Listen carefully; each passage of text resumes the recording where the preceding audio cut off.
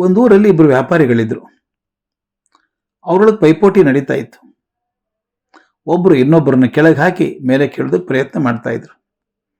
ಇದು ವಿರಸಕ್ಕೆ ಹಾದಿ ಮಾಡಿತ್ತು. ಸದಾ ಒಬ್ಬರ ಮನಸ್ಸಲ್ಲಿ ಇನ್ನೊಬ್ಬರ ಬಗ್ಗೆ ದ್ವೇಷ ಬರ್ತಾನೆ ಇತ್ತು.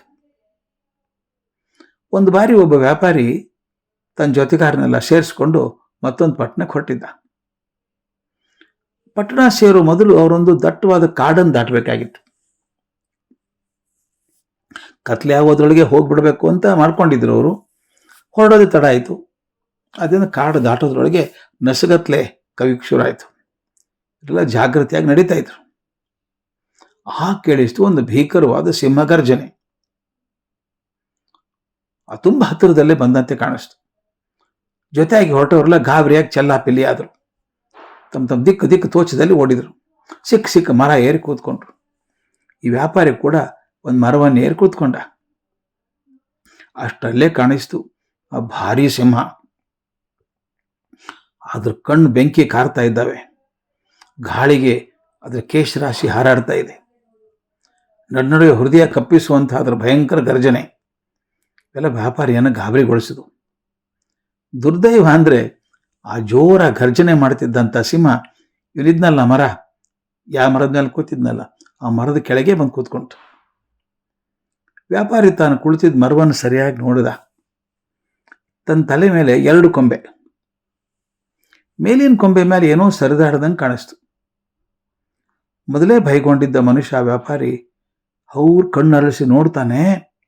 ಅಯ್ಯೋ, ಅದೊಂದು ದೊಡ್ಡ ಕಾಳಿಂಗ ಸರ್ಪ. 10 ಅಡಿ ಉದ್ದ ಇದೆ. ಸರ್ಪ ಕೊಂಬೆಯನ್ನು ಸುತ್ತಕೊಂಡು ಭಾರಿ ಹೆಡೆಯನ್ನೆತ್ತಿ ಇವನನ್ನೇ ನೋಡ್ತಾ ಇದೆ. ಕೆಳಗೆ ಬಗ್ಗೆ ನೋಡಿದ, ಸಿಂಹ ತಲೆ ಎತ್ತಿ ಇವನು ನೋಡ್ತಾ ಇದೆ. ತನಗೆ ಇವೆರಡರಲ್ಲಿ ಒಂದರಿಂದ ಸಾವು ಖಾತ್ರಿ ಎಂದು ಗೊತ್ತಾಯ್ತು ಅವನಿಗೆ. ಆಶ್ಚರ್ಯ, ಸಿಂಹ ಮಾತಾಡ್ತು.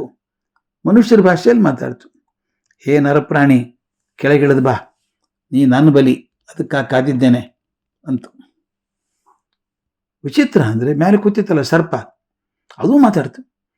ಬುಸ್ ಅಂತ ಬುಸ್ಗುಟ್ಟಿ ಹೇಳಿತು, ಏಯ್ ಸಿಂಹ, ಈ ಮನುಷ್ಯ ನಾನಿರೋ ಜಾಗಕ್ಕೆ ಬಂದಿದ್ದಾನೆ. ಅವನು ನಾನು ಬಿಡ್ತಾನ, ನನ್ನ ಬಲಿ ಅವನು ಅಂತ. ಸಿಂಹ ಗರ್ಜನೆ ಮಾಡ್ತು. ಏಯ್ ಸರ್ಪ, ನೀನೊಂದು ಸರದಾಡು ಹುಳ ಇದ್ದಂಗೆ, ಧೈರ್ಯ ಇದ್ರೆ ಕೆಳಗೆ ಬಾ, ನನ್ನ ಕಾಡಿ ರಾಜ ಅಂತ ನಿನಗೆ ಗೊತ್ತಿಲ್ವಾ ಅಂತ ಕೇಳ್ತು. ಸರ್ಪ ಬಿಡ್ತಾ, ಏಯ್ ಸಿಂಹ, ನೀನೇ ಅಂತ ಕಾಡಿನ ರಾಜ, ಮೇಲೆ ಕುಳಿತು ಮನುಷ್ಯನ ಕೆಳಗಿಳಿಸೋಕ್ಕಾಗೋದಿಲ್ಲ ನಿನ್ನಿಂದ. ನಾನು ನೆಲದಲ್ಲಿ, ನೀರಿನಲ್ಲಿ, ಮರದಲ್ಲಿ ಎಲ್ಲಿಯಾದರೂ ಬೆನ್ನಟ್ಟು ಬೇಟೆ ಆಡ್ತೀನಿ. ನಾನೇ ಸರ್ಪಗಳ ರಾಜ ಅಂತ ಘೋರ್ಪಡಿಸ್ತು. ಈ 2 ಪ್ರಾಣಿಗಳ ನಡುವಿನ ವಾದ ಕೇಳ್ತಾ ಕೂತಿದ್ದ ಅವನು ವ್ಯಾಪಾರಿ. ಗಾಬರಿ, ವಿಪರೀತ ಗಾಬರಿ. 2 ಪ್ರಾಣಿಗಳ ಕೋಪ ಅತಿ ಆಯಿತು.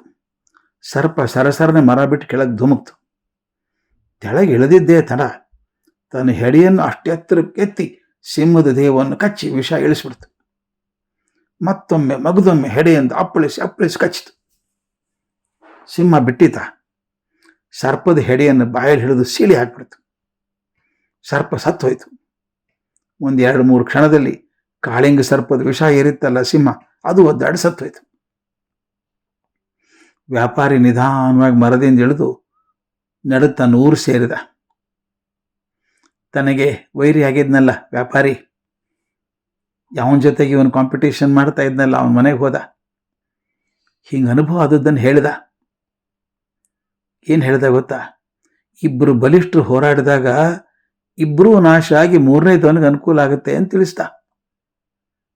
ಇಬ್ಬರಿಗೂ ಅರ್ಥ ಆಯ್ತದು. ನಂತರ ಇಬ್ಬರೂ ಸಮ್ಮತಿಸಿ ಸ್ನೇಹಿತರಾಗಿ ಮತ್ತೊಬ್ಬರಿಗೆ ಅನ್ಯಾಯ ಆಗದಂಗೆ ವ್ಯಾಪಾರ ಮಾಡಿ ಬದುಕಿದ್ರು. ಇದು ದೊಡ್ಡ ಜೀವನ ಪಾಠ ನಮಗೆ.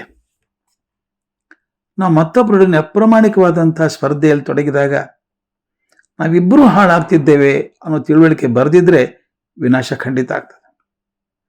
ಹೋರಾಟಕ್ಕಿಂತ ಸಮಾಧಾನ ತಿಳುವಳಿಕೆ ಬಹಳ ಮುಖ್ಯ.